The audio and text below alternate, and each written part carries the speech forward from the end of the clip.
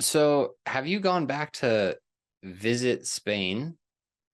To like I mean, obviously the music scene in London is legendary. Yeah. Have you gone back to Spain? Have you spent more time in like the southern cities and explored the music scene there, or can you speak to that at all? I wouldn't say I've explored much of the music. When I was growing up over there, I watched an interview you did with a Bloody Boy who's from Tenerife.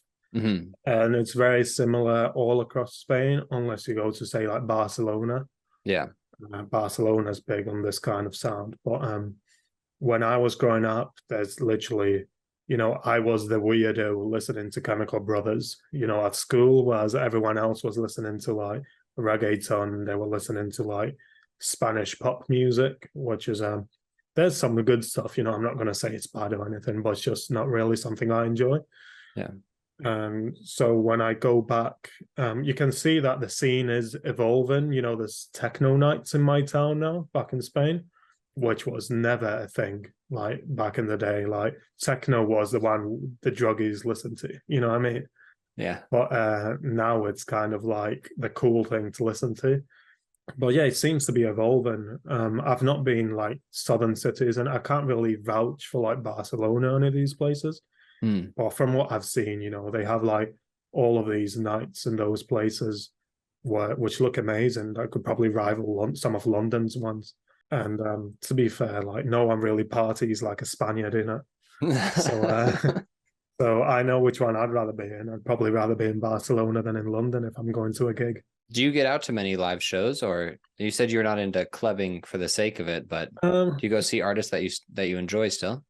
yeah, I try and see artists I enjoy, and I'm trying to push myself to going into just networking a bit more. Hmm. Because as you said, London's got a big scene. I've lived in London for 2 years. I used to live up north before, Hmm. and there's just such a scene for our music, which is weird because there's not really much music like ours out there, but you can just tell there's like a gap. Like there's not really many London bands or many UK bands that make anything similar to what you make. There's nothing like what I make or any other people on our label. Yeah. So I think music is probably about 25% talent, 25% luck, and like 50% networking Yes. because you need to know the right people. Hmm. And that's what I need to do. I need to push myself, go out there, try and be sociable. I'm quite a sociable person, but it's not essentially my scene, I'd say. But I'll grow into it, I'm sure. Yeah, it's a challenge, man. Do you think that there is a legitimate window for the kind of things that we're doing as somebody who lives in London? Do you think this appeals to people? I'd say so because I keep on getting messages from London DJs saying stuff like, which is quite weird because I know my music gets listened to in places, but I never expected it to be in a club, a mile down the road. Yeah. And I get messages of his people asking me to like if they can play my new tracks and stuff. And you look at these places and it's sold out shows, like kind of like dark kind of nights and stuff like that, and they're all sold out. And I just think to myself, obviously it's great that there's DJs who are obviously like pushing your music up, but how good would it be if they actually have the artist as well? Hmm. So I think there's definitely a gap for it. It just needs to be, you need to be brave enough to jump into the gap. Yeah. That's what I would say. I hope so. I'm planning to move up to Europe next year. Oh, really? So for the express purpose of wanting to get out, network, Yeah. start playing, start gigging around just because it seems that I mean, I love Asia dearly, but I don't sense any kind of gap for it. Not super into it. I'd definitely say London's got quite a lot going on. Have you DJ'd before? Do you know how? I used to, I used to have like the little Hercules when I was like, well, like 14 or something. I was Let's actually really go. competent. Yeah, exactly. One of my friends, I used to play in a band, like guitars and stuff. And after we did our rehearsals in my mate's house, he had this massive system. And I managed to get him into all this like electronic music. So he'd let me plug my laptop in, and we both learned just kind of how to DJ on that tiny like Hercules thing. Mm-hmm. And we were actually quite competent, to be fair. It's like it wasn't just like playing tracks. We were like trying to do all kinds of like mixing in between tracks, all this kind of weird stuff. Mm-hmm. And then I started making music, and I kind of left it to the side. But I did buy a Pioneer DJ deck last year, which is still sitting there looking at me like, use me.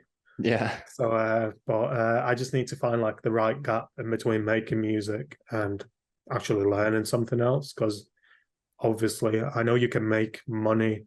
Essentially, what we all want is to make a living from our music. You know, I don't need a Ferrari, Mm-hmm. although it would be nice. Yeah. Uh, you know what I mean? I don't need it. I just want to be able to make a living from it. And whilst a streaming can kind of get you some money, it's just nowhere near enough what you need to make a living from it. No, not unless you're getting millions of streams. Yeah, exactly. And live seems to be the way to go. And it's something I've always been very comfortable with, having played in like bands and stuff like that. And I just think to myself, why haven't I not done it sooner? You know what I mean? Now's the time, man. Get after it. Exactly. You got the tools. You have the music. Exactly. Yeah. Yeah. And I mean, especially if people are asking you like locally about your stuff, be like, yeah, you can play it. By the way, can I come play? Yeah, exactly. Can I take your job? Thank you.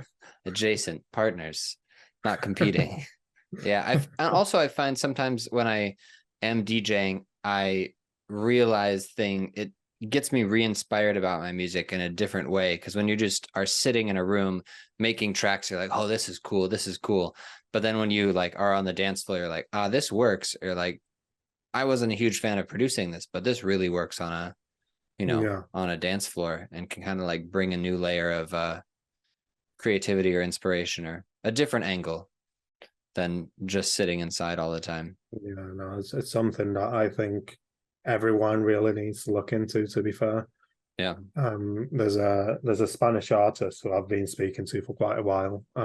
Mala Sangre, or I'm not sure how they say it in England, like Mala Sangre or something like that.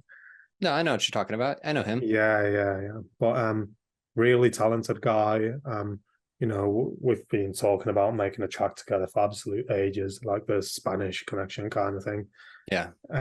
But he's taken the step from just producing to doing live stuff, and he's doing really well. And you know, he's a super talented guy. If you have, you know, if whoever's watching this hasn't checked him out, it's like I listen to him and I think he's another person I listen to, and I think to myself, that's different. You know, it doesn't really fit into something. That's just him. You know, and that's what I love about it. And he's managed to translate that into live gigs as well. Yeah. And he's doing really well with it. And it seems like that might lead to something for him in the future. So I think that's yeah, we can't really lose the live music and just stick to streaming, because it's a completely different. Firstly, it's different experience, and secondly, it's like the remuneration you get from it, you know, is completely different. I mean, having that feeling of a room full of people, like you like feeding the art out and then getting the response back. Yeah. Like there's something about that. I mean, music is essentially, communicating emotion and stuff to people. So Yeah, 100%. doing it Yeah. face to face in a social setting is in many ways essential to the whole point of it. Yeah, I agree. Anyway, we can just about wrap this up here, but what can people look forward to you in 2024? This might be coming out around the end of the year, I reckon, about.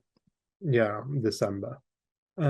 So at the moment, I'm working on a few. I think I'm working on the 3 tracks. 2 of them with a Goth, who is a singer from. She lives in Brighton, so it's quite kind of close to me. So dark tracks, really dark tracks actually, where we were kind of like, will this even like get accepted? You know what I mean? But yeah, I love the sound. She loves the sound, and that's what it's about. End of the day.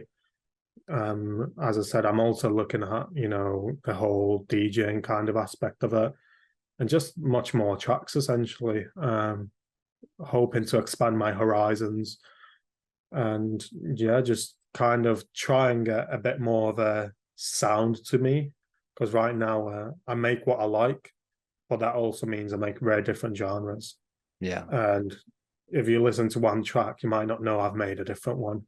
But they sound like almost like completely different artists. But I need to kind of like just put a body of work which is all samey. Yeah. So that is what will be happening in 2024. Nice. Developing a cohesive sound for the project. Exactly. Nice, man. I'm excited to hear it. Yeah. I'm excited to hear your stuff as well. Oh yeah, we don't need to figure that out, don't I? Anyway, thank you so much for taking the time to chat today. Yeah, thank you. Yeah, pleasure as well.